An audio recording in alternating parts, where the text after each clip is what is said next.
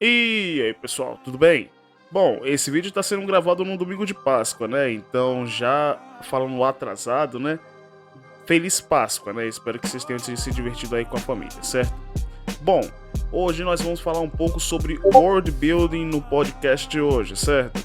Falaremos sobre o que é, como desenvolver e world building em seus diferentes gêneros e os principais desafios dos escritores ao desenvolver essa ferramenta narrativa.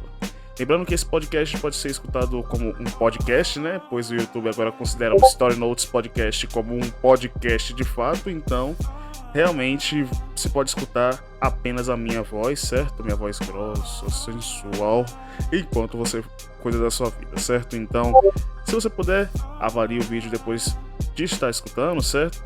E então vamos ao tema. Solta a abertura aí, Rogerinho. Bem-vindo! Meu nome é Storyteller Dave e você está em mais um Story Notes Podcast aqui no YouTube.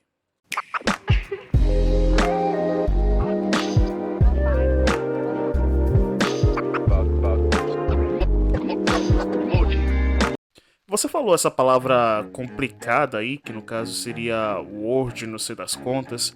O que é isso, afinal? World building, ou processo de construção de mundos, é como o próprio nome diz, é um processo de construção de mundos ficcionários que englobam um personagem. O principal conceito disso na escrita é desenvolver o mundo imaginário com qualidades semelhantes e coerentes e mais próximas da realidade do leitor. É parte de você desenvolver a sua história, saca? Falando sobre política, ecologia, tecnologia e sociedade dentro do seu mundo. Tudo isso é tão ou mais importante e necessário do que o desenvolvimento de um personagem. E por que isso é tão importante quanto construir um personagem? Assim como uma gota d'água não constrói oceanos, um personagem bem desenvolvido é um completo inútil se o seu universo se resume apenas a uma cidade fictícia onde as pessoas respeitam os seus heróis porque eles são heróis, ou porque eles respeitam o protagonista apenas porque ele oferece algum tipo de perigo para os cidadãos mais frágeis assim, certo? Mas falaremos desses principais desafios depois. Vamos para a primeira parte, que é o desenvolvimento do world building.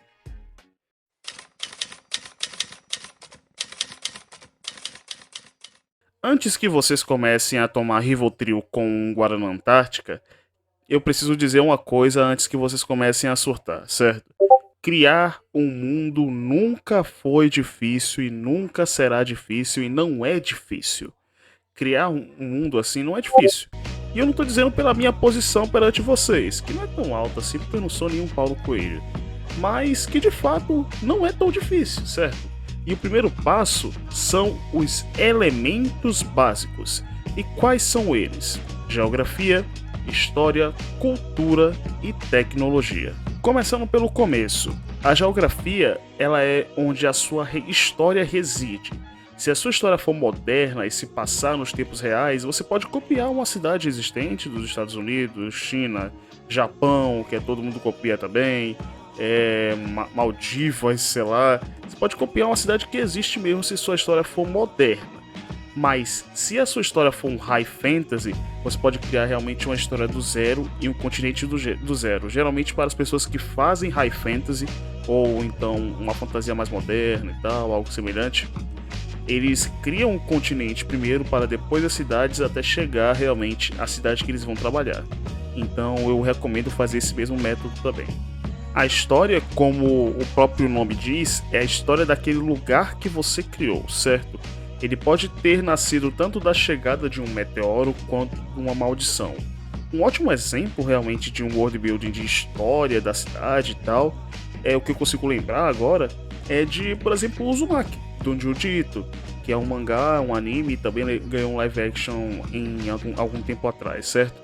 Que o world building se baseia em que a ilha e seus moradores possuem realmente uma maldição que em um determinado tempo, spoiler, a ilha se retorce em um enorme, sei lá, um enorme redemoinho, certo? Tanto que Uzumaki é redemoinho em japonês.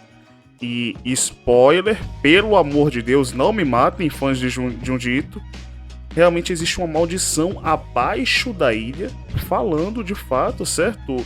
O que acontece, né? Existe realmente uma maldição abaixo da ilha que retorce a ilha de tempos em tempos e depois deixa ela normalzinha de novo para depois retorcer de novo. É tipo um ciclo de maldição, sabe? Então a história também serve para isso. A cultura, por outro lado, é um elemento mais delicado, certo? Ele depende muito da geografia e da história. E é exatamente a mesma coisa que eu falei, por exemplo, na geografia. Se você utilizar uma cidade real numa história contemporânea, você vai automaticamente pegar a cultura daquela cidade. Se você for um high fantasy, você tem que criar isso junto com a história e a geografia, certo? Por isso que ela é tão delicada e não dá para definir uma fórmula assim logo de cara, certo? Tem que depender realmente tanto desses dois elementos, da geografia e da história do lugar. E a tecnologia também é um dos outros elementos que depende dos elementos anteriores, com a única diferença de que ele pode moldar a geografia e conectar todos os outros elementos de forma natural. Um grande exemplo é a criação de Wakanda, que nasceu da existência da erva coração, e uma cultura foi gerada em cima disso, certo? E depois foi gerada a geografia e depois a história. E um dos principais elementos hoje de Wakanda é a própria tecnologia wakandana, que vocês veem pelos trajes das Panteras Negras, né? Que já fala por si só que é bem avançado. Além de ter, de fato, né, um outro exemplo de tecnologia em uma história de world building é realmente Game of Thrones. Tem a sua tecnologia mais medieval e tal, e tem as suas máquinas mais, vamos dizer assim, mais antigas, certo? Mais datadas. Aproveitando que eu já citei Game of Thrones aqui, também Pantera Negra, como dois universos que fazem um bom uso dessa ferramenta do world building, outros que eu posso citar são The Last of Us, Mad Max, Coração de Tinta, a franquia Persona, a franquia Yakuza, duas franquias que eu não joguei ainda, mas tudo bem. A trilogia Mistborn, do Brandon Sanderson, o livro Xangô de Baker Street, do Jô Soares, que ele usa o Rio de Janeiro da época mais antiga, né, anos 60, anos 50, certo? Mais steampunk, mais gaslight, certo? Também tem o Sítio do Pica-Pau Amarelo, do Monteiro Lobato, tem o Paciente 63, do Júlio Rojas, mas falar desses exemplos, certo? É muito vago, certo? Tem que estar realmente falando um pouco mais deles na prática, certo? Então, falar na prática, tem que estar realmente linkado à nossa segunda parte do vídeo. Então vamos para ela, que no caso é a criação do world building.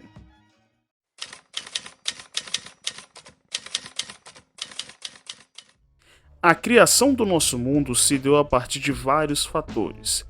Várias pessoas dizem que foi um meteoro e a evolução das espécies que nos trouxeram até aqui. Outros dizem que foi a partir de vários eventos históricos e religiosos. Entretanto, é fato dizer que a nossa origem é tão confusa que a gente tem como escolher vários caminhos nos quais acreditar. O nosso escritor, se é que temos um, é um cara de muito conhecimento, porém sem nenhuma noção de continuidade, quebrando a nossa origem em vários acontecimentos históricos que foram legais para ele, confundindo nós que somos parte da sua história, né, no caso. Eu acabei de narrar a história do nosso mundo como se fosse um RPG de mesa e você nem percebeu. Se eu tivesse mais algumas ferramentas aqui agora, a imersão seria bem melhor. E é exatamente sobre isso que eu quero falar. O world building, ele precisa de mapas, de linhas do tempo, de diagramas, e outros mais, certo? Para poder realmente se tornar cada vez mais imersivo, não só num RPG, mas também numa história de livro também. Asgard, Fantasy Map Generation, Flowscape, Incarnate e outros mais. Essas são algumas das ferramentas que você pode fazer realmente o seu mapa e moldando realmente a sua geografia a partir realmente para que você possa estar partindo para as outras etapas, certo? E para diagramas, para linhas do tempo, existem ferramentas como o Canva, o Lucidchart e o Creately, certo? Então, se você quiser realmente conhecer elas, os links estão na descrição. Claro, existem aquela categoria de mutantes, certo? De seres humanos evoluídos, de dotados, que não precisam de referência visual, ou, é claro, aquelas pessoas que não têm nem como realmente fazem isso com seus celulares, certo? Sabe dizer que a maioria das pessoas tem apenas o celular, certo? Como ferramenta de conexão à internet. A maioria não tem nem notebook, cara. E para essas pessoas, porque eu já tive no lugar delas, a melhor forma de estar realmente consumindo esse conteúdo e fazendo realmente esse tipo de coisa é usando mapas prontos que vêm geralmente no Pinterest, certo? Então, se você realmente pegar uns mapas prontos ali para estar fazendo uma narrativa por cima, certo? Utilizando a descrição, né, o detalhismo para criar os seus eventos históricos e socioculturais, você pode fazer isso também, certo? E com essas ferramentas em mãos, nós costumamos pensar em algumas formas de construir o nosso mundo. Eu prefiro pensar realmente de uma certa maneira. Pensar de fora para dentro é bem melhor do que pensar de dentro para fora. Em outras palavras, pensar no seu mundo ou universo chegando até o seu personagem, em vez do seu personagem apresentar o mundo para a gente, torna a história muito mais palatável. Claro, assim como você respeita a minha opinião, eu acho, né, que você respeita, eu respeito o propósito da sua história. Entretanto, para sermos mais práticos, para deixar realmente esse exemplo que eu dei um pouquinho mais palatável, vamos a um exemplo famoso e prático. De um lado, nós temos Tanjiro Kamada, de Demon Slayer, que chega ao mundo como um garoto que é trabalhador, né, para sua família, que é pobre, e que quer ser um Hashira junto com a sua irmã Nezuko, que foi atacada, né, por um Oni e acabou se transformando num demônio. E ele, pelo menos pelo objetivo principal da sua história, era buscar realmente uma cura para ela. Ou seja, até que ele busque uma cura, ele vai apresentar o mundo inteiro pra gente e vai derrotar qualquer tipo de inimigo que aparecer no caminho dele. Por outro lado, nós temos Denji, um garoto que faz parte de um mundo corrupto e amaldiçoado por demônios, que herdou dívidas ilícitas do seu pai e precisou vender o seu corpo e usar um demônio como arma para poder pagar as dívidas, mas que no final acabou se deparando com uma morte totalmente injusta e incerta e precisou fazer um pacto com esse mesmo demônio para sobreviver e está se transformando em uma outra forma mais forte do que a anterior. Ou seja, é o mundo chegando até Denji e ele evoluindo em conjunto com ele. Isso, meus amigos, é a importância de world building na história. É você ter realmente essa diferença de perspectiva. E por isso mesmo, vamos para a nossa conclusão do vídeo, que é o world building em diferentes gêneros e perspectivas.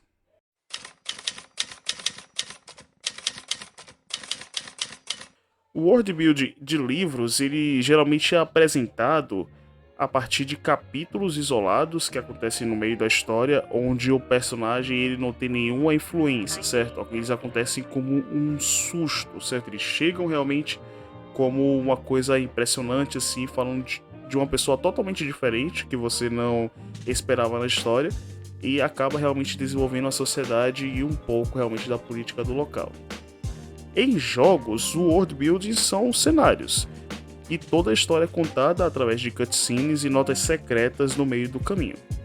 Em filmes e séries, as histórias ou world building, certo, desenvolvido, eles são, em séries, são episódios isolados, certo? E em filmes, basicamente, são o início e o meio do filme que o povo trabalha realmente o world building do local da história, certo? Mas nas séries são episódios isolados, certo? Falando sobre o mundo e de personagens que não tem nenhuma conexão, ou então pouquíssima conexão com realmente os protagonistas, certo? Os exemplos mais famosos são, de fato, o episódio 3 da série The Last of Us, na HBO, e o episódio 6 de Sandman, né, O Som das Suas Asas, que pode ser resumido também, certo, como um episódio de world building, certo?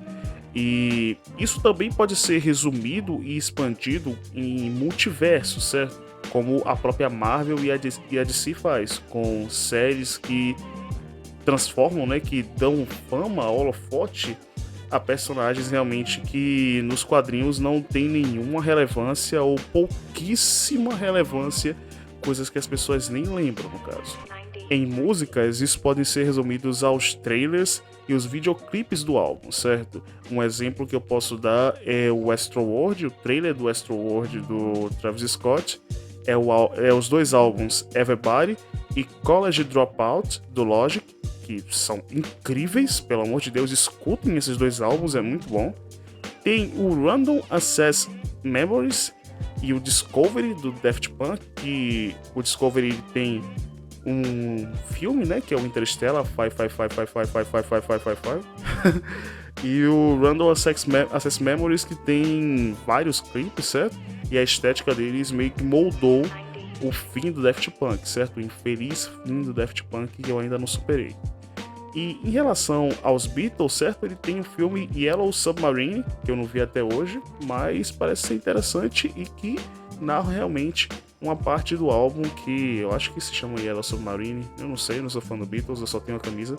Mas realmente esse é um exemplo em que músicas também existem coisas realmente de escrita e world building é a principal delas. O world building em diferentes mídias ele se comporta totalmente diferente, é inesperado, certo?